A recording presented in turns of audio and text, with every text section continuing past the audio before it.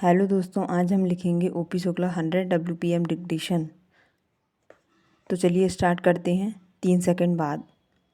1 2 3 start. अध्यक्ष महोदय, राष्ट्रीय शिक्षा तथा अन्य भाषाओं के प्रश्नों पर मैं इस समय चर्चा नहीं करना चाहता। इन दोनों विषयों पर चर्चा भाषा विधेयक के आने पर की जाएगी। इस समय मैं यह चाहता हूँ कि पहले इस बात पर विचार करें कि शिक्षा का माध्यम कौन सी भाषा हो। मेरे विचार में शिक्षा के हित में इस बात की अत्यंत आवश्यकता है कि अपने देश में मातृभाषा को, या जिसको हम अपने देश की राष्ट्रभाषा कहते हैं, उसको शिक्षा का माध्यम बनाया जाए। उच्चतम शिक्षा का माध्यम भी मातृभाषा होनी चाहिए।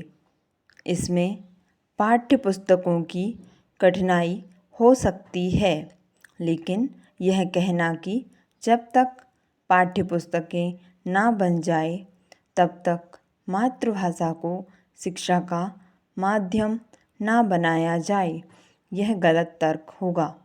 यह तर्क अपनाया गया तो हम कभी भी मातृभाषा को शिक्षा का माध्यम नहीं बना पाएंगे। यह तो वही बात हुई कि जब तक मैं तैरना नहीं सीख लूँगा तब तक पानी में पैर नहीं रखूँगा। इस तरह तो मैं समझता हूँ कभी तैरना नहीं सीखा जा सकता, इसलिए किसी तरह एक बार पानी में कूद जाएं।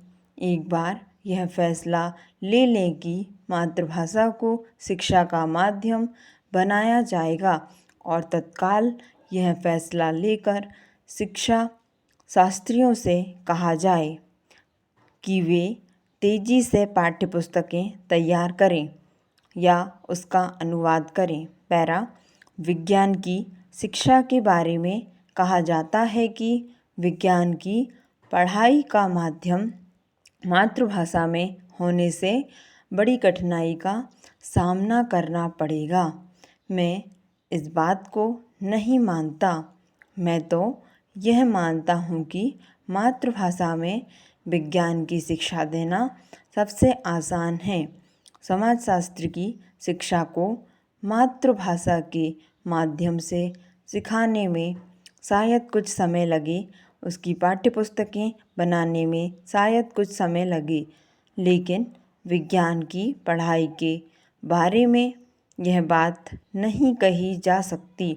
विज्ञान के फॉर्मूले ज्यों के त्यों रखे जा सकते हैं। विज्ञान की शब्दावली को भी ज्यों का त्यों रखा जा सकता है, केवल उन्हें मातृभाषा में समझाना है। इसलिए विज्ञान की पुस्तकें और विज्ञान की शिक्षा के लिए मातृभाषा को माध्यम बनाने में कोई समय लगने वाला नहीं है। चूँकि हम अपनी शिक्षा नीति में सबसे अधिक जोर विज्ञान पर देने वाले हैं, इसलिए मैं समझता हूँ कि यह सबसे अच्छा कार्य होगा यदि हम मातृभाषा को शिक्षा के माध्यम के रूप में स्वीकार कर लें। पैरा अध्यक्ष महोदय, हमारे शिक्षा आयोग की रिपोर्ट में एक बात और बहुत अच्छी कही गई है, और वह यह है कि हमें अपनी शिक्षा में विज्ञान को अधिक महत्व देना होगा। आज की दुनिया में यदि हम तेज़ी से प्रगति करना चाहते हैं तो इसमें कोई शक नहीं है कि विज्ञान की शिक्षा पर सबसे अधिक जोर दिया जाना चाहिए।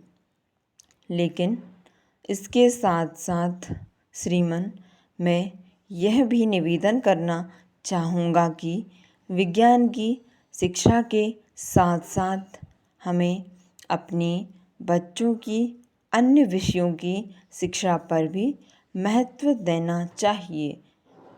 स्टॉप। धन्यवाद। अगर आपको डिक्टेशन पसंद आई हो तो लाइक और सब्सक्राइब करना ना भूलें।